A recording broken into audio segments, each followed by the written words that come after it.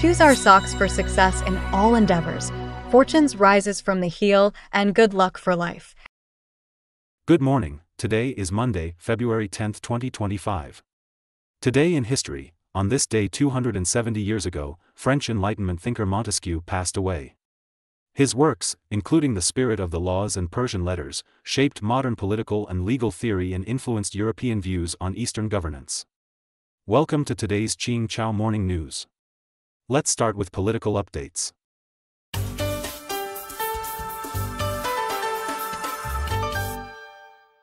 Argentina to exit World Health Organization.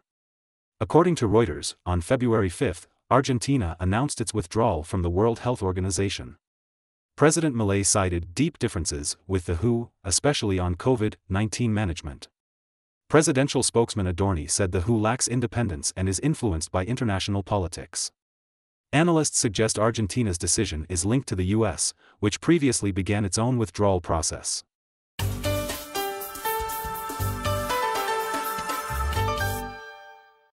Iran's IRGC receives first domestic drone carrier. According to Xinhua News Agency, on February 6, Iran's Shahid Bagheri drone aircraft carrier officially joined the Islamic Revolutionary Guard's Navy. The 240-meter-long carrier has a 180-meter runway and can launch, recover, and operate multiple reconnaissance and combat drones. Navy Commander Alireza Tangsiri stated that over 90% of Iran's military equipment is domestically produced. He called the carrier a key step in strengthening Iran's defense and deterrence at sea.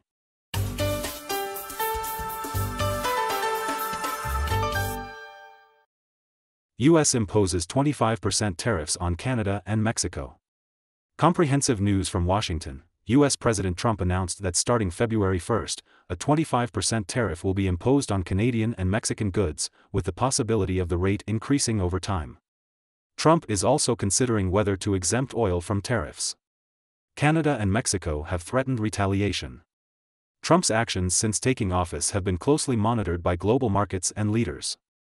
Some political analysts believe he is using tariffs as a tool to pressure other countries into concessions, rather than strictly enforcing them. GM halts self-driving taxi service.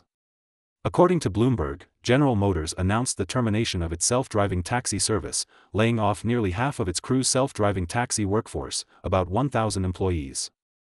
GM cited fierce market competition as the reason for halting the development of driverless taxis.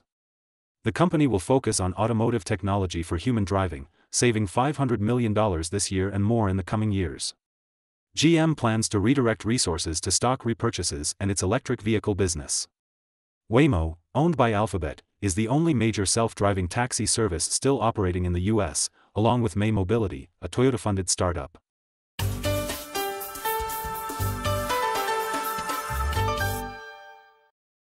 Busan airplane catches fire. Lianhe Xiaobao reported that a fire broke out on a Busan Airlines passenger plane preparing to fly to Hong Kong, before takeoff. The roof of the cabin was nearly completely burned. All 176 passengers and crew members evacuated safely, with no injuries. Witnesses said the fire was initially small, with thick smoke and small flames visible at the tail. A strong wind caused the flames to spread and consume the aircraft. Air Busan said the fire started in the luggage compartment, possibly caused by a power bank or other electronics. Experts noted that poor-quality power banks are often prone to overcharging or overheating, causing fires. To prevent such incidents, stricter regulations on cabin-carrying electronic items are needed. Japan reports thousands of sinkholes annually. Agence France-Presse reported a road subsidence incident in Yashio City, Saitama Prefecture, Japan. A 74-year-old truck driver and his vehicle fell into a 5-meter sinkhole that expanded to 40 meters in diameter and 15 meters deep, complicating rescue efforts. The sinkhole has been overflowing with sewage, further hindering progress. Japan experiences thousands of sinkholes annually, with a survey by the Ministry of Land, Infrastructure, Transport and Tourism revealing over 10,000 occurrences by 2022. Many are linked to aging urban sewage systems, which were developed during Japan's post-World War II economic boom. Experts predict that 40% of Japan's sewers will exceed their service life within the next 15 years.